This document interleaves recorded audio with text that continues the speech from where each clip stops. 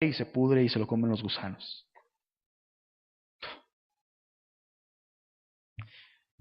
Dios se ha manifestado a través de este tipo de revelación. Y el hombre sabe que Dios existe. No le cabe duda al hombre. El hombre lo sabe, solo no lo acepta. Simplemente no lo acepta. Pero el hombre sabe que Dios existe. Déjame comentarte algo que vi en internet, para variar. Navego mucho. Resulta que alguien tuiteó esto. Un artículo sobre un hombre llamado Anthony Flew, que hasta el 2004 era el ateo más férreo e influyente del mundo. ¿A qué me refiero con era? Bueno, en el 2004 este hombre cambió de parecer y escribió un libro llamado Hay un Dios. Cómo el ateo más notorio del mundo cambia de parecer. En él, Flew explica el porqué de este cambio. ¿Cuál fue la razón de este cambio? Los resultados de recientes investigaciones científicas sobre el origen de la vida y el ADN revelan, dice él, la existencia de una inteligencia creadora. No puede ser el azar. Creo en Dios. Revelación general, disponible a todo hombre, en todo lugar, en toda nación, de todo tipo de formación, de preparación intelectual, está ahí para todos. Sin embargo, la Biblia nos dice en Romanos capítulo 8, verso 19. Romanos capítulo 8, verso 19. Porque el anhelo ardiente de la creación es el aguardar la manifestación de los hijos de Dios.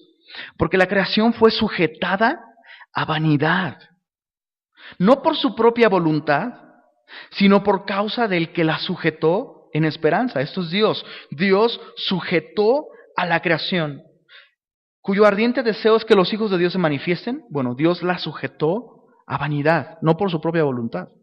¿Por qué? ¿Por qué hizo esto? Bueno, porque también la creación misma será libertada de la esclavitud de corrupción a la libertad gloriosa de los hijos de Dios, porque sabemos que toda la creación gime a una y a una está con dolores de parto hasta ahora, y no solo ella, sino también nosotros mismos que tenemos las primicias del Espíritu, aquellos que hemos creído, nosotros también gemimos dentro de nosotros mismos esperando la adopción, la redención de nuestro cuerpo, la redención de lo físico. ¿Qué quiere decir esto tan extraño?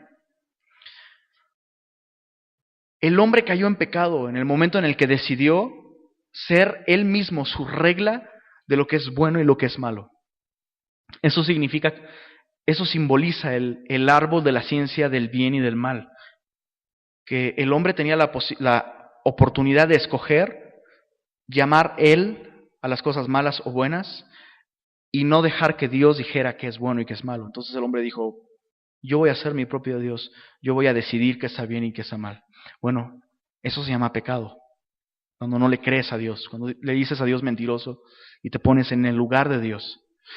Lo malo es que no solo el hombre cayó, con él cayó la creación entera, porque la Biblia nos dice que Dios coronó al hombre con honra y con gloria y puso toda la creación debajo de sus pies para que señoreara la creación. El hombre era el señor de la creación porque Dios lo puso a gobernar la creación. Al caer el hombre, cayó la creación. Y la creación empezó a experimentar cambios terribles, corrupción, empezó a haber muerte. Los animales todos comían pasto, hierbas. Y la creación empezó a modificarlo absolutamente todo. Los árboles se secan, ¿no? La comida se pudre, tu ropa se envejece. Hubo cambios químicos en la creación a causa del pecado. Las enfermedades, cuando tú entierras a alguien, algún ser querido, que muere por alguna enfermedad, bueno, realmente murió por causa del pecado. Así que la creación ahora ya no refleja perfectamente quién es Dios. Ya no. Hay algo de eso. Hay mucho de eso. Pero no puedes conocer a Dios solamente a través de la creación. ¿Okay? Quiero aclarar eso. Segundo tipo de revelación general, la provisión. En Hechos capítulo 14, verso 17, la Biblia nos dice lo siguiente. Hechos 14, 17. hablando de Dios, desde el verso 16 dice, en las edades pasadas, Dios ha dejado a todas las gentes andar en sus propios caminos. Eso quiere decir que Dios le ha dado libre albedrío al hombre desde el principio. Si bien no se dejó a sí mismo sin testimonio, haciendo bien, dándonos lluvias del cielo y tiempos fructíferos, llenando de sustento y de alegría nuestros corazones. Aquellos hombres aún que no creen en Dios, si pueden reír y si pueden disfrutar de una buena comida, es porque Dios lo permite. Otra vez, todo este tipo de revelación es general y está afectada por el pecado. ¿Por qué digo esto? En el caso de la provisión, acompáñame al capítulo 17 de Hechos, verso 24 al 27.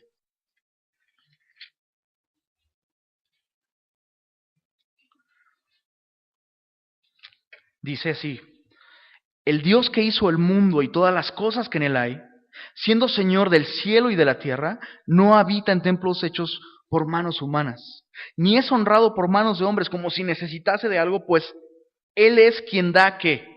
A todos vida y aliento, y para acabar pronto, todas las cosas. Y todas las cosas. Y de una sangre ha hecho todo el linaje de los hombres para que habiten sobre toda la faz de la tierra, y les ha prefijado el orden de los tiempos y los límites de ¿qué? De su habitación. Las divisiones geográficas, los reinos, las naciones, el tiempo que duran los imperios.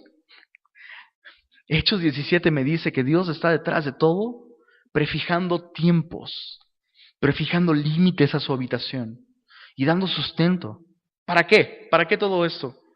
Verso 27, para que busquen a Dios. Si en alguna manera palpando puedan hallarle, aunque ciertamente no está lejos de cada uno de nosotros. ¿Qué quiere decir esto? La provisión o la providencia significa que Dios está detrás de la historia del hombre. Dios sigue gobernando tras bambalinas. ¿Por qué tras bambalinas? Porque el hombre se ha hecho su propio Señor y el hombre está tomando sus propias decisiones. Y por encima de todo esto, sin violar el libre albedrío de la gente, Dios está haciendo su voluntad. Un ejemplo de esto, Jesucristo ante Poncio Pilato. ¿A mí no me respondes, Jesús de Nazaret, carpinterucho de tercera? ¿Que no sabes que yo tengo autoridad para soltarte y dejarte vivir? Nuestro amado Señor responde: ninguna autoridad tendría sobre mí si no te fuera dada de lo alto. Querido amigo, tú solo eres una pieza más en el juego de ajedrez de mi Padre, y ya vimos al jaque mate. Dios va a ganar. Dios está detrás de la historia. Así que la provisión, la providencia, nos revela algo del plan de Dios. Y analiza la historia y vas a encontrar eso. Dios está detrás de todo. Tercer tipo de revelación general, nuestra conciencia. Sí, esa que tienes guardadita por ahí, bien encerrada y calladita. También nos testifica. Romanos capítulo 2.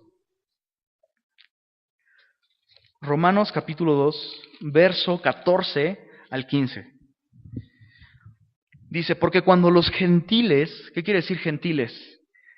Gente de entre las naciones, el gentío. No se refiere a personas amables. Yo pensaba que sí, ay mira. No, porque cuando los gentiles, aquellos que no son judíos, que no tienen ley, hacen por naturaleza lo que es de la ley, estos, aunque no tengan ley, son ley para sí mismos, mostrando que la obra de la ley escrita en sus corazones, dando testimonio su conciencia. ¿Cuál es el trabajo de la conciencia? Acusarte o defenderte, dice, y acusándoles o defendiéndoles sus razonamientos. Hay que entender algo con respecto a esto. El hombre no debería tener una conciencia del bien y del mal si no existiera un Dios. O sea, si todo es producto de la casualidad, el hombre sería lo que la ciencia, la pseudociencia.